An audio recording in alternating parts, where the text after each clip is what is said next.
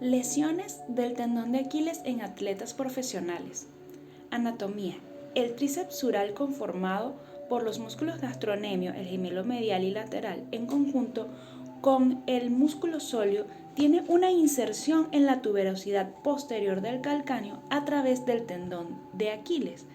Presenta una longitud aproximada de 15 centímetros desde la mioentesia hasta la unión al hueso con fibras que discurren al complejo aquiliano plantar.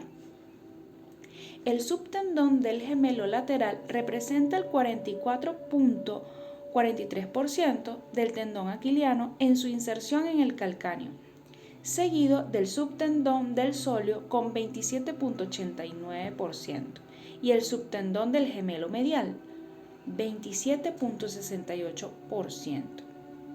Entonces gemelo lateral 44%, el tendón del sóleo 27.8% y el gemelo medial 27.6%.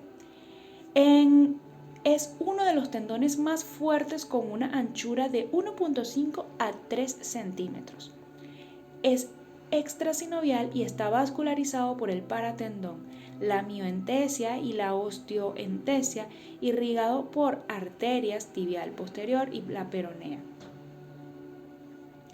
Presenta 3 zonas vasculares, proximal y distal, irrigadas por la arteria tibial posterior, y una sección media irrigada por la arteria peronea, quedando un segmento a nivel del cuerpo del tendón hipovascular entre los 2 y los 6 centímetros de su inserción, convirtiéndola en una zona de mayor riesgo de ruptura.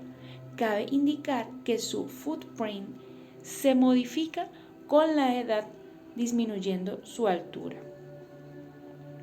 El tendón de Aquiles actúa como un propulsor elástico con la capacidad de almacenar energía y liberarla en acciones como correr, saltar. Sin embargo, es el tendón que más se rompe en los miembros inferiores, de 18 de 10.000. Además, puede soportar entre 8 y 10 veces el peso corporal durante el salto. Las lesiones del tendón de Aquiles han aumentado en frecuencia, asociada en un 80 o un 85% a la práctica de la actividad deportiva. Estas pueden ser agudas o crónicas. Agudas, comúnmente indirectas por cargas excéntricas excesivas durante ejecuciones explosivas, o directas por traumatismo en atletas entre 30 y 50 años. En estos casos se evidencian rupturas parciales o totales. Las crónicas, por cargas repetitivas y microtrauma, se manifiestan como una tendinitis y tendinosis y se caracterizan por las alteraciones de la vascularidad, pérdida de la estructura de las fibras y actividad de los fibroblastos. En muchos casos de ruptura, el paciente atleta tiene antecedentes de manifestaciones crónicas donde la degeneración de las fibras de colágeno, la alteración de la vascularidad y el aumento de las cargas terminan en una ruptura tendinosa completa posterior a una carga excéntrica en flexión dorsal del tobillo. Cabe recordar que acciones como saltar generan cargas de 8 a 10 veces el peso corporal. Por otra parte, las rupturas también se pueden clasificar de la siguiente manera: rupturas parciales, rupturas totales, tendinitis y tendinosis. En este apartado se pretende abordar el tratamiento de las estructuras parciales o totales asociado o no a la tendinopatía previa. Factores predisponentes: proceso degenerativo del tendón sintomático o asintomático, infiltración repetida con corticosteroides y uso de fluorquinolonas. Diagnóstico: este es predominantemente clínico y en caso de tendinitis y tendinosis tendrán una evolución similar a la descrita en el tema 2 sobre las generalidades de tendinopatías sobre el paciente donde el paciente refiere dolor en el trayecto del tendón de Aquiles posterior a la actividad deportiva, fase 1, luego dolor al iniciar y al finalizar la actividad, en la fase 2. Posteriormente, refiere dolor antes, durante y después de entrenar, sería la fase 3, y finalmente dolor continuo que disminuye el rendimiento deportivo, limitando participación en entrenamiento y competiciones en fase 4. Aquí tenemos una imagen, el marcaje topográfico de las zonas del tendón de Aquiles. Ahora, en el presente capítulo se abordan las lesiones por ruptura del tendón de Aquiles en deportistas, esto es, pacientes que en clínica refieren la sensación de golpe en la parte posterior del tobillo del pie de apoyo en plantígrado al iniciar el impulso o propulsión para saltar o correr, y dolor con limitación para la flexión plantar. Al examen físico se puede evidenciar el signo de hachazo, que se manifiesta como una depresión en el trayecto del tendón visible y palpable, así como limitación o imposibilidad para realizar la flexión plantar activa, dolor, aumento de volumen, equimosis distal en retropié. También se observa signo de Thompson, que se evalúa con el paciente en decúbito prono, con rodilla del lado afectado en flexión de 90 grados, realizando compresión manual de los gastrocnemios, buscando determinar si esta es positiva, indicando ruptura del tendón cuando no se realiza flexión plantar. Aquí tenemos una imagen, un hematoma post ruptura del tendón de Aquiles y la prueba de Thompson donde es positivo.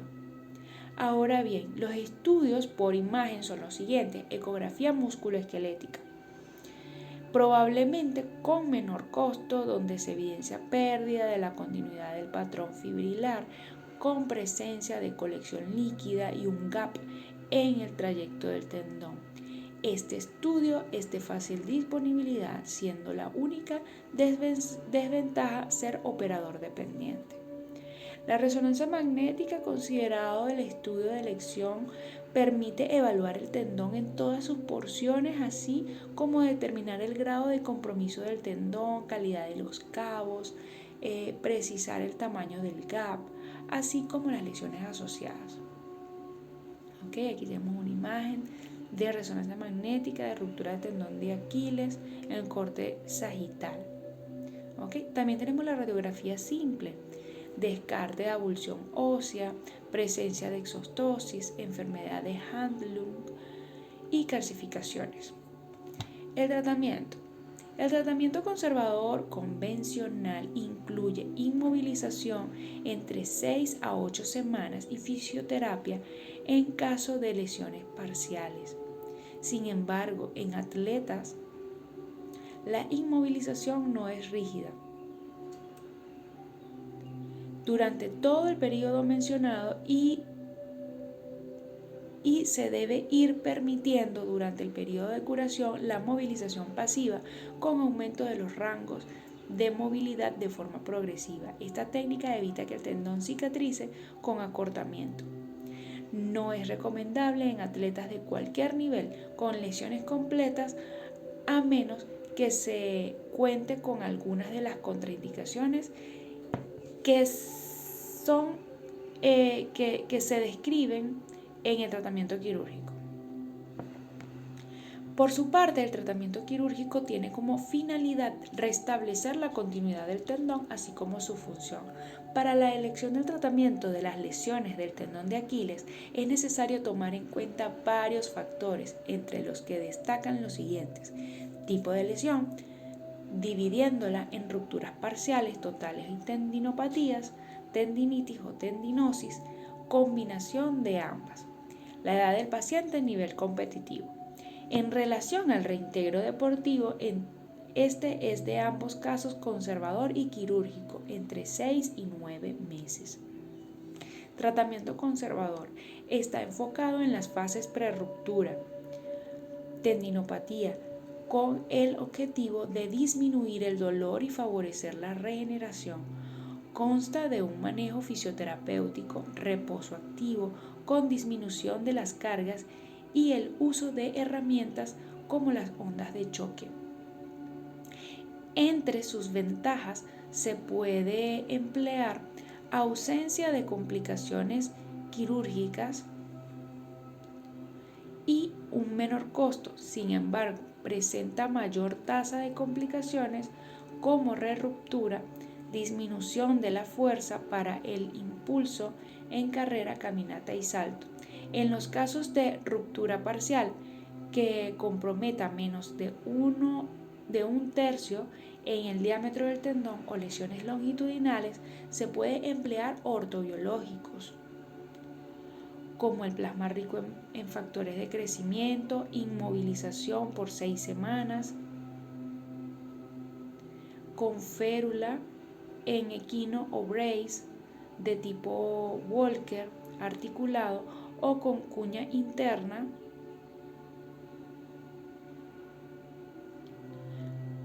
para flexión plantar pasiva cercana a 120 grados que progresivamente se va llevando hasta plantígrado. Se sugiere que a partir de la 4ª semana. Uno de los parámetros variables es la movilización temprana y la descarga de peso. Otros estudios reportan mejor tasa de recuperación con la movilización temprana, controlada con el uso de brace de tobillo, siendo uno de los elementos a considerar aplicar durante este manejo. Se puede realizar con el uso de brace de tobillo.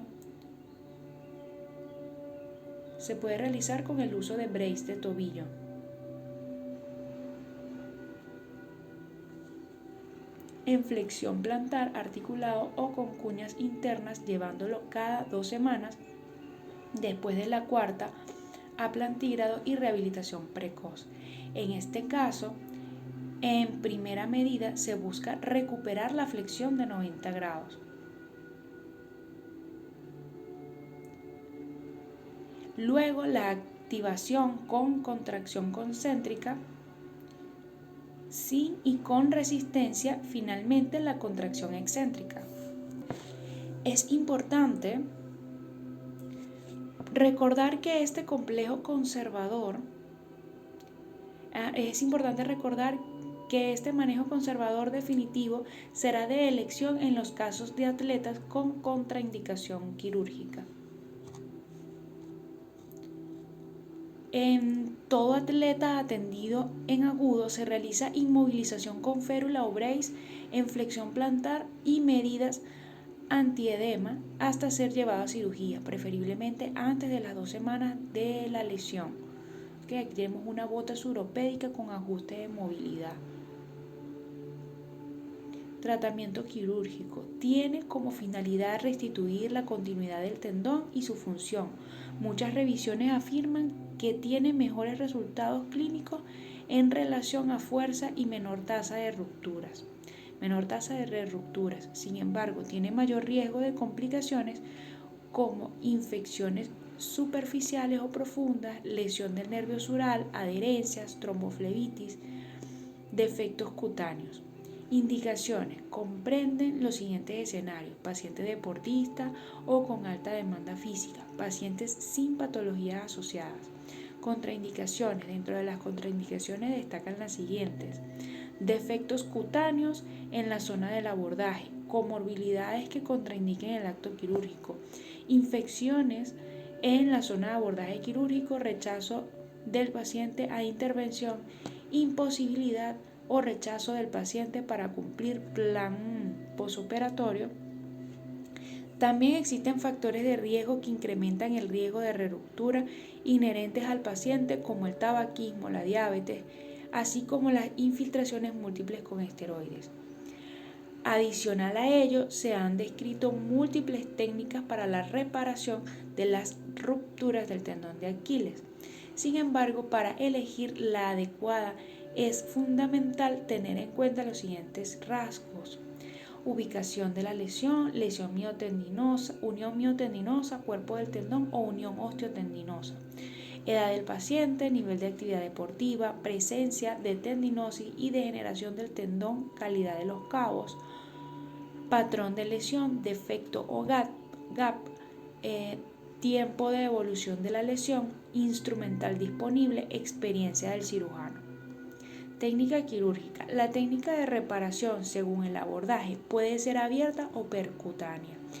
En ambos casos se realiza con el paciente en posición de cúbito prono con almohadillado debajo de la tibia para elevar el pie.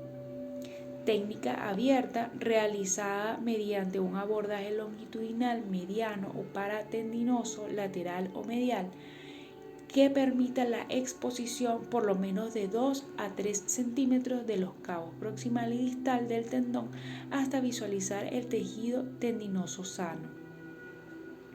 Ahora, la tasa de complicaciones asociadas al abordaje es de 57%, para tendinoso lateral 6%, para abordaje longitudinal mediano 5%, para paratendinoso medial, por lo menos en este último es de elección para el autor. Cabe destacar que la cirugía abierta tiene la ventaja de permitir evaluar la calidad del tendón, presencia de degeneración y ubicar los puntos de paso de sutura, así como la visualización de estructuras neurovasculares como el nervio sural y la vena safena menor para evitar la lesión o atrapamiento en el paso de la sutura. En casos de lesión en unión osteotendinosa, permite exponer la tuberosidad posterior del calcáneo para la colocación de anclas o suturas transóseas. Por otro lado, en casos de lesiones crónicas o con defectos amplios, permite realizar avances de proximal a distal o aumentación con plantar delgado. Aquí tenemos una imagen de ruptura del tendón de Aquiles.